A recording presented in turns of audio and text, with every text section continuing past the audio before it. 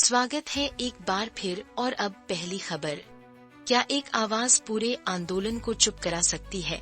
एक कार्यकर्ता की गिरफ्तारी, एक राष्ट्र किनारे पर और पत्नी की राष्ट्रपति से हताश अपील। आखिर लद्दाख में असली में क्या हो रहा है?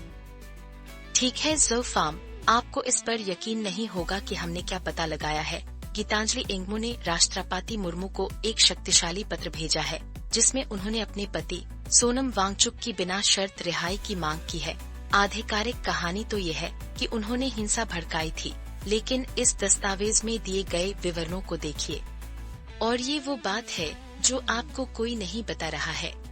एंग्मो कहती हैं कि जलवायु परिवर्तन जागरूकता और शैक्षिक सुधारों की वकालत करने के लिए उन्हें चुप कराने के लिए ये एक पूरे पैमाने पर चुड़ैल का शिकार है। वह राष्ट्रपति मुर्मू से एक साथी आदिवासी नेता के तौर पर लद्दाख की भावना को समझने का आग्रह करती है, लेकिन सरकार कहती है कि वांगचुक को लेह में हुई हिंसा के बाद राष्ट्रीय सुरक्षा अधिनियम के तहत गिरफ्तार किया।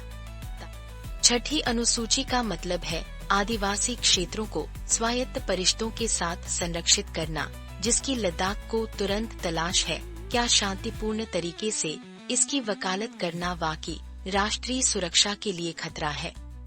और सबूत यही आपके सामने है। हमारे पास रसीदें हैं। लेकिन रुकिए, क्योंकि कहानी और भी उलझने वाली है। एंग्मो का पत्र समझदारी, न्याय और विवेक के लिए अपील करता है। वह वांगचुक को एक देशभक्त के रूप में चित्रित करती है, जो लद्दाख के बहादुर बेटों की सेवा कर रहे हैं। तो क्या यह न्याय की लड़ाई है या असंतोष पर नकेल कसना? सक्रियता और भड़काने के बीच लक्ष्मण रेखा कहाँ खींचे? लेकिन अब गंभीर बातें बहुत हुईं। चलिए इस अगली क्लिप से माहौल को थोड़ा हल्का करते हैं।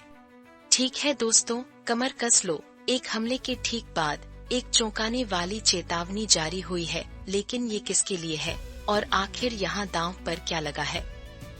आपको इस पर यकीन नहीं होगा, लेकिन एक जबरदस्त कार्यकारी आदेश अभी आया है। स्क्रीन पर ये विवरण देखिए। कतर पर हमला बराबर अमेरिकी खतरा, और ये क्यों पागलपन है? तो सुनिए, ये इजराइल, जो खुद अमेरिकी सहयोगी है, द्वारा कतर में हमास नेताओं को निशाना बनाकर किए गए हवाई हमलों के ठीक हफ्तों बाद आया है। कतर और अमेरिकी अधिकारियों दोनों ने इन हमलों की और कहानी और भी उलझने वाली है।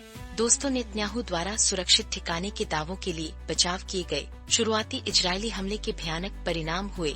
एक आंतरिक सुरक्षा बल के सदस्य कॉर्पोरल बदर साद अल-हुमैदी अल-दोसारी, एक प्रमुख हमास व्यक्ति के बेटे और 4 अन्य के साथ मारे गए कतरी पीएम शेख मोहम्मद बिन अब्दुल रहमान अल थानी ने इसे राज्य आतंकवाद कहा। लेकिन असली चौंकाने वाला मोड़ तो अब आया है। कुछ दिनों बाद नेतन्याहू के कार्यालय ने घोषणा की कि उन्होंने कतरी पीएम से अधिकारी की मौत के लिए माफी मांगी है, जिसमें कहा गया है कि संप्रभुता का फिर से उल्लंघन करने का कोई इरादा नहीं था। स्क्रीन पर माफी बयान को ध्यान से देखें। संप्रभुता का उल्लंघन करने का कोई इरादा नहीं। सच कहूँ तो ऐसी बातें सोची भी नहीं जा सकती। अमेरिका सिर्फ बातें नहीं कर रहा है, वो तैयारी कर रहा है। यह आदेश जो आप देख सकते हैं, संयुक्त आकस्मिक योजना को रेखांकित करता है। इसका मतलब है कि युद्ध सचिव, राज्य सचिव और राष्ट्रीय खुफिया निदेशक विदेशी आक्रामकता के लिए तीव्र प्रतिक्रिया हेतु कतर के साथ सक्रिय रूप से समन्वय कर रहे हैं। वे आश्वासनों की पुष्टि करने और संघर्ष समाधान के लिए कतर के साथ, और इस पर हर जगह चर्चा हो रही है, क्योंकि यह मध्य पूर्व में गतिशीलता को पूरी तरह से बदल देता है। गठबंधनों का अगला कदम क्या होगा? सहयोगी के हमले से लेकर एक अभूतपूर्व सुरक्षा समझौते और एक चौंकाने वाली माफी तक, ये पूरी गाथा एक पूरी तरह से अजीब तस्वीर पेश करती है। क्या यह अप्रत्याशित गठबंधनों का एक नया दौर है या सिर्फ एक क्षणिक राजनीतिक नृत्य? आखिर इसके पीछे का असली मकसद क्या है? इस बीच एक ऐसी खबर पर नजर डालते हैं जो अभी भी ताज़ा है। तो ज़रूर कमर कस लो। अमेरिकी सरकार ने अचानक ब्रेक लगा दिए हैं, जिससे बाजारों में पूरी तरह से भगदड़ मच गई है। आखिर ये क्या हो रहा है? तो सीनेट ने हाउस के फंडिंग बिल पर दरवाजा बंद कर दिया है, जिससे 7 साल में पहली बार सरकार बंद हुई है। ज़रूर ये सिर्फ एक राजनीतिक झमेला नहीं है। स्क्रीन पर ये टेक्स्ट, फंडिंग बिल अस्वीकृत, राजनीतिक गतिरोध, यही कहानी बताता है। ये एक गहरी, बहुत गहरी दरार है जिसने गैर जरूरी सेवाओं को रोक दिया है और इसके परिणाम तो होश उड़ाने वाले हैं। लेकिन असली चौंकाने वाला मोड़ तो अब आया है। बात और बिगड़ रही है। इतिहास बताता है कि 2018 जैसे लंबे शटडाउन, जहां S&P 513% गिरा था, निवेशकों का भरोसा पूरी तरह तोड़ देते हैं। स्क्रीन पर ये टेक्स्ट देखिए। महत्वपूर्ण डेटा फ्रीज, बाजार अंधापन। ये सिर्फ उत्पादन के नुकसान के बारे में नहीं है, ये जरूरी आर्थिक डेटा के पूरी तरह से ब्लैकआउट होने के बारे में है, कोई जॉब रिपोर्ट नहीं। सच कहूँ तो ऐसी बातें सोची भी नहीं जा सकती। वैश्विक असर ये बहुत बड़ा है। अंतर्राष्ट्रीय निवेशक पहले से ही अमेरिकी संपत्तियों में अपना निवेश कम कर रहे हैं और ये शटडाउन इस चलन को और भी तेजी से बढ़ा सकता है। वैश्विक वृद्धि धीमी होने और भूराजनीतिक जोखिम बढ़ने के साथ अनिश्चितता की ये परत आपदा को न्योता दे रही है। लेकिन विश्लेषक खतरे की घंटी बजा रहे हैं। तो ज़रूर महत्वपूर्ण डेटा फ्रीज होने और अंतर्राष्ट्रीय निवेशकों के अपने कदम वापस लेने के साथ क्या हम एक अभूतपूर्व बाजार संकट की ओर बढ़ रहे हैं, या क्या विधायक आखिरी मिनट में कोई चमत्कार कर देंगे?